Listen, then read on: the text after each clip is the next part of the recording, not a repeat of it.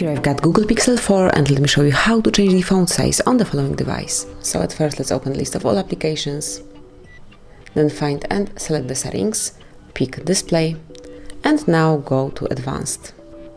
Here you will notice font size, simply click on it, and now you can change it simply by tapping on the scale. So you can pick large, largest, or small font. So let me pick the largest. Let's go back, and as you can see from now on, the font is huge and you can use your device in such mode. Then if you'd like to go back to the normal size, click on font size here and then change it to default. So right after that you will be back in the normal mode. And that will be all. This is how you can smoothly and easily change font in your device. Thank you for watching, please subscribe our channel and leave the thumbs up.